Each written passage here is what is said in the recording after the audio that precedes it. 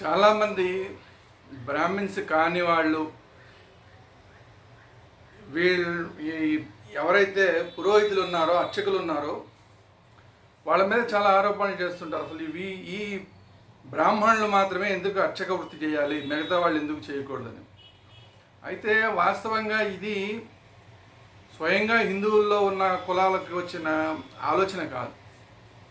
ఎందుకంటే ఏమాత్రం హిందుత్వం గురించి కానీ, హిందూ ధర్మం గురించి కానీ, హిందూ ధర్మ చరిత్ర గురించి కానీ అవగాహన ఉన్నాడు ఇట్లా మాట్లాడు.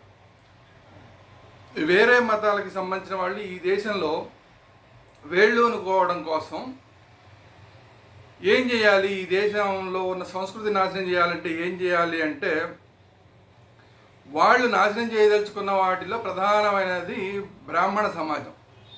ఈ బ్రాహ్మణ సమాజం టోటల్గా హిందూ ధర్మానికి ప్రతీకగా ఉంది కాబట్టి ఈ బ్రాహ్మణ సమాజాన్ని గుడికి దూరం చేసేస్తే ఆటోమేటిక్గా హిందూ సమాజం అంతా కూడా గుడికి దూరం అయిపోతుంది, తద్వారా హిందుత్వానికి దూరం అయిపోతుంది. అప్పుడు ఈజీగా ఏదైతే పాషాండ మతాలు ఉన్నాయో, ఎడారి మతాలు ఉన్నాయో వాటిని ఈ దేశంలో చొప్పించవచ్చు అని చెప్పి ప్రయత్నాలు చేసిన వాళ్ళందరూ కలిసి బ్రాహ్మణుల మీద లేనిపోని అపవాదులన్నీ అనేక రకాలుగా వేశారు. అందులో అర్చక వృత్తి ఒకటి.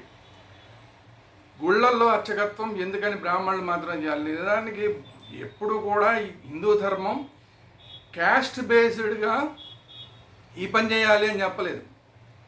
కేవలం 4 మాత్రమే చెప్పింది.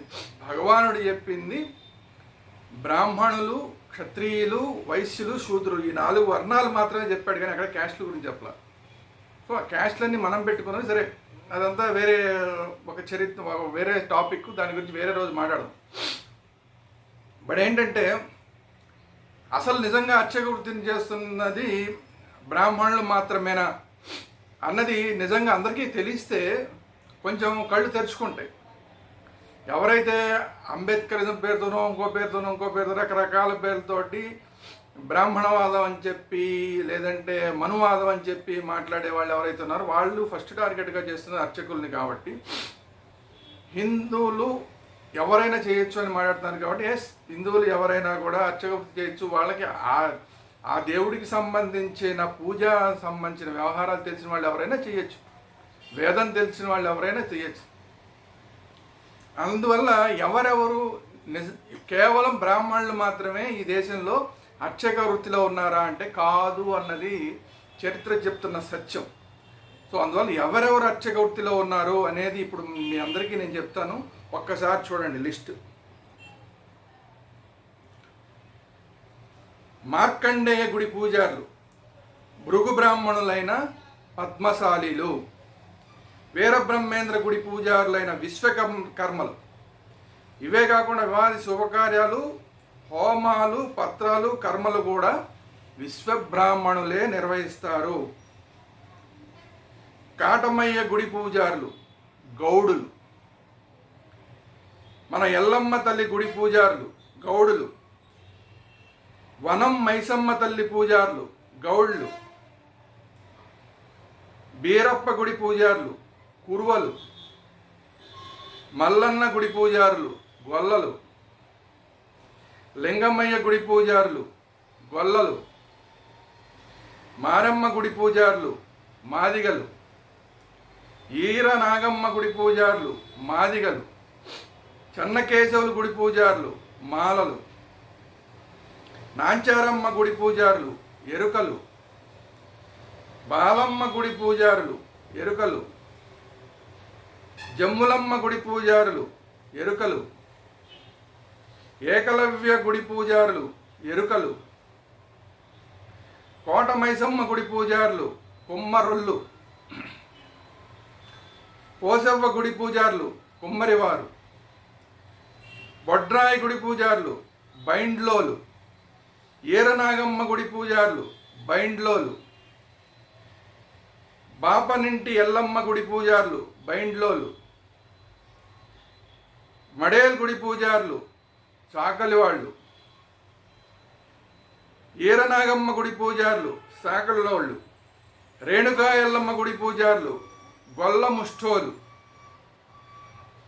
పోలేరమ్మ గుడి పూజారులు దేవలల్లు, జాంబవంతుడి గుడి పూజారులు చిందోలు, గండి మైసమ్మ గుడి పూజారులు తెలుగోలు, గంగమ్మ గుడి పూజారులు గంగపుత్రులు,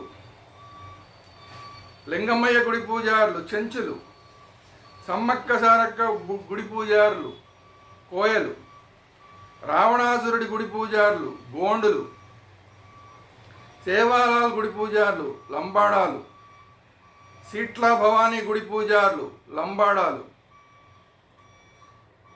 లుంగియా గుడి పూజారులు లంబాడాలు, తుల్జా భవానీ గుడి పూజారులు లంబాడాలు, మేరామా భవానీ గుడి పూజారులు లంబాడాలు, ఏదమ్మ గుడి పూజారులు వడ్డెలోళ్ళు, బాలనాగమ్మ గుడి పూజారులు వడ్డెలోళ్ళు, ముత్యాలమ్మ గుడి పూజారులు గౌళ్ళు, ముత్యాలమ్మ గుడి పూజారులు బార్కెవాళ్ళు, మ్యాతరమ్మ గుడి పూజారులు మేదరోళ్ళు, భూలచ్చమ్మ గుడి పూజారులు బోయలు, ఎల్లమ్మ గుడి పూజారులు బోయలు, ఇడుపు దేవర గుడి పూజారులు బోయలు.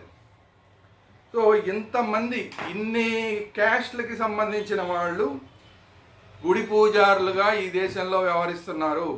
అందువల్ల కేవలం బ్రాహ్మణులు మాత్రమే గుడి పూజారులుగా వ్యవహరిస్తున్నారంటాం శుద్ధ తప్పు. ఇది కేవలం బ్రాహ్మణుల మీద దుష్ప్రచారం చేయడానికి మాత్రమే ఉద్దేశించి జరుగుతున్న ప్రచారం. హిందూ ధర్మాన్ని వ్యతిరేకించే వాళ్ళు చేస్తున్న ప్రచారం. ఈ మాయలో ఎవ్వరు పడద్దు. దయచేసి హిందువులంతా కూడా ఈ వీడియోని అందరికీ షేర్ చేయండి. ఎవరైనా అర్చకుల మీద వీళ్ళే ఎందుకు చేయాలి, బ్రాహ్మణులు ఎందుకు చేయాలని ఎవరన్నా అడిగితే ఇమీడియట్గా ఈ లిస్ట్ అంతా చదివి చెప్పండి. కాబట్టి ఇదేదో అందరికీ తెలియని విషయం కాదు, అందరికీ తెలిసిన విషయమే. అందరికీ తెలియటం కోసం మరొకసారి అందరి దృష్టికి తీసుకొచ్చిన అంశం.